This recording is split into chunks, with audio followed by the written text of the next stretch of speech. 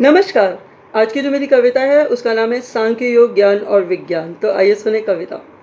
ज्ञान और विज्ञान में कौन अग्र है, ज्ञान प्रथम या विज्ञान प्रथम है? दोनों का एक दूसरे से क्या है नाता, ये पहेली तो वो बूझेगा जिसको इन दोनों के मध्य का अंतर समझ में है आता।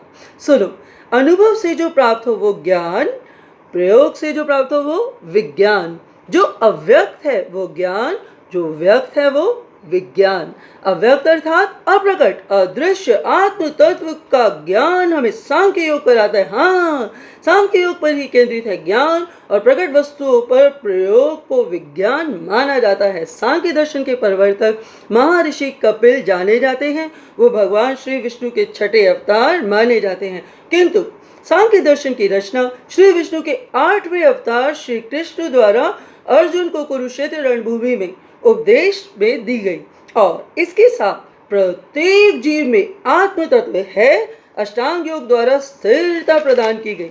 अष्टांग योग अर्थात यम, नियम, आसन, प्राणायाम, प्रत्याहार, धारणा, ध्यान, समाधि, यही 8 अष्टांग योग कहते हैं। अष्टांग योग द्वारा आत्मा अपना वास्तविक रूप की वो मन, बुद्धि, अहंकार से परे चैतन्य है का बोध कराते हैं। सांख्य योग में प्रकृति और आत्म तत्व स्वतंत्र हैं।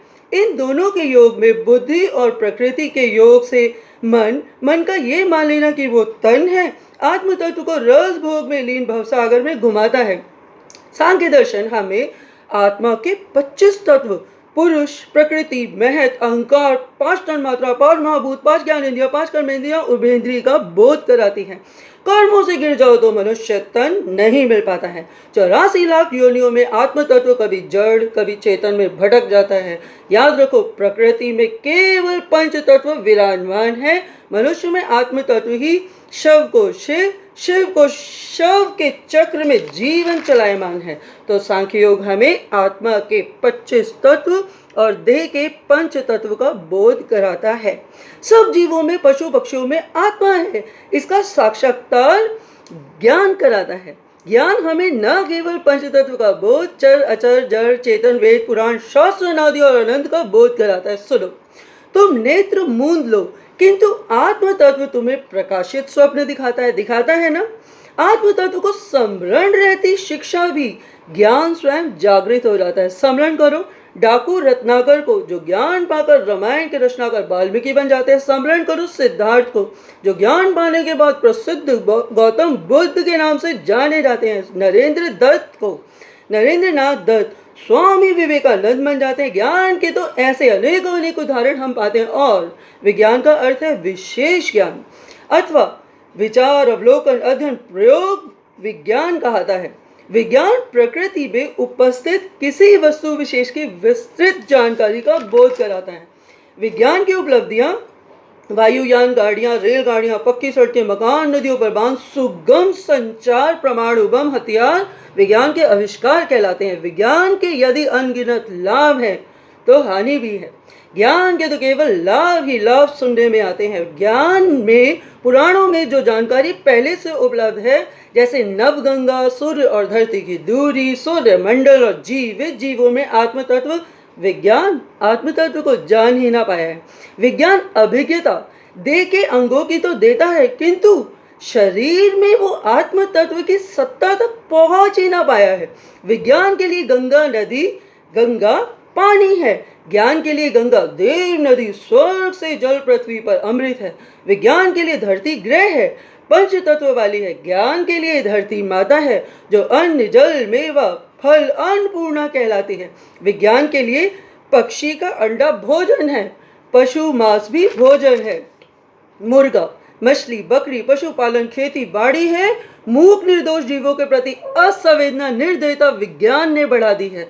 ज्ञान यदि मनुष्य को शाकाहारी रहना सिखाता है, जीवों के प्रति दया, करुणा, गौ माता है ये भावना जगाता है। विज्ञान गौ महिषी जब बांझ हो जाए ना, बांझ, अरे अपनी इच्छा से मुद्रा के हेतु बैल, बकरी, अनगिनत पशुओं का मांस विदेशों तक पहुंचाता है। विज्ञान ने ऐसी औषधियां उपलब्ध कराई हैं, पशुओं को समय से पहले बड़ा कैसे करें, उनके बच्चे पैदा कैसे करें, दुधारू पशुओं को टीका, औषधि को कृत्रिम गर्भ कैसे ठहराएं, और मृत पशुओं की चर्बी, हड्डी, मांस से क्या क्या बनाएं, ये विद्या सिखाई है। ये पशुपालन नहीं, दुहाई है। कत्लखानों का व्यवसाय, रक्त मिश्रित अशुद्ध भोजन से सृष्टि घबराई है। किंतु विज्ञान द्वारा विकास और उपलब्धता के नाम पर खेती की भूमि पर इमारतें। अरे तुम अन्न कहाँ उगाओगे?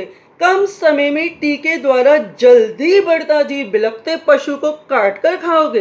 तो याद रखो, जैसा अन्न वैसा मन, जैसा मन वैसा ही मिलेगा आगे तन। ज्ञान ने ना वेदों शास्त्रों में वर्षों पहले जो बता दिया, सतयुग त्रेता द्वापर कलयुग। अरे हाँ, तुमने तो कलयुग में जन्म लिया, कलयुग ही तो कहते हो ना, कल युग अर्थात मशीनी युग। तुमने आज जो जान लिया, ज्ञान ने तो कब का बता दिया। ज्ञान ने धरती, आकाश, जल, वायु को देवता माना और विज्ञान ने उपलब्धि आविष्कारों के नाम पर पर्यावरण को प्रदूषण से असंतुलित कर डाला। विज्ञान की तो दुहाई है, कीटाणु रूप में महामारी कोरोना की ले आई है। वो जो गर्व करते थे बम परमाणु हथियारों पे, डर गए मृत्यु के कीटाणु से।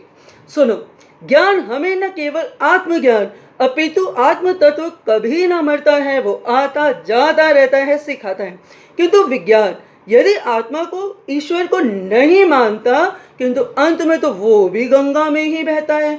ज्ञान हमें निडर, जीवों के प्रति दयालु, सकारात्मक बनाता है। विज्ञान अधिक जानकारी के कारण जो घटा नहीं, उसका डर नकारात्मकता फैलाता है। मनुष्य कोरोना से तो पता नहीं मृत्यु के डर से मर रहा है, क्योंकि नकारात्मकता उसे सताती है। नकारात्मकता क्या है? परिणाम विदेश के एक किस्से द्वारा मैं बताती हूँ। एक बार विदेश में कुछ वैज्ञानिक एक कारावास में प्रयोग एक अपराधी पर करना चाहते हैं। उसका मृत्युदंड, फांसी का फंदा निश्चित था, किंतु वैज्ञानिक उसके ऊपर प्रयोग कर कोई और मृत्युदंड देना चाहते हैं। अपराधी से पूछा जाता है, मृत्यु निश्चित है, बोलो फांसी हो या कोबरा सर्प डसे। अपराधी को कोबरे का दंड सरल लगा। नेत्र मूंद कर दोनों हाथ जो आगे करे, वैज्ञानिक ने झट से कांटे सी 2 सुइयां को कोबरा बताकर चुबा दिया। ऐसा छटपटाया अपराधी, देह नीली पड़ गई, मुंह से झाग, प्राण त्याग गया। सुई के दंश को कोबरा समझ गया। पता है, शव परीक्षण में उसकी देह से कोबरा का ही विष निकला। वैज्ञानिकों ने प्रमाण दिया, क्योंकि मन के डर ने, नकारात्मक सोच ने साधारण सुई के दंश को हलाहल बना दिया। इसलिए कृपया माना कि महामारी का प्रकोप है, किंतु सत्ता अभी भी ईश्वर की भारी है। तुम में तुम्हारा कुछ भी नहीं, क्षणभंगुर हो, किंतु मरने से पहले मौत की क्यों तैयारी है? आओ ज्ञान अष्टांग योग से जीवन स्थिर कर ले हम, देह को प्राणायाम प्राण शक्ति की ऊर्जा से भर दे हम। क्योंकि क्षमा करना जिसकी जीने की इच्छा, ऊर्जा, शक्ति समाप्त हो जाती है, उसकी देह का अंत देहांत हो जाता है, और जिसकी ऊर्जा प्रबल हो वो अच्छी आयु जी जाता है। आओ फिर से एक निष्ठा करें कि कुछ समय स्वयं को देंगे हम। नेत्र मूंद कर योग ध्यान में स्वयं को पा लेंगे हम। करेंगे यदि प्राणायाम, कुछ श्वास और मिल जाएंगी, जीवन जी लो, बिताओ मत, क्योंकि ये घड़ी यूं ही बीत जाएगी। जीवन जी लो, बिताओ मत, क्योंकि ये घड़ी यूं ही बीत जाएगी। बहुत बहुत धन्यवाद, बहुत बहुत धन्यवाद।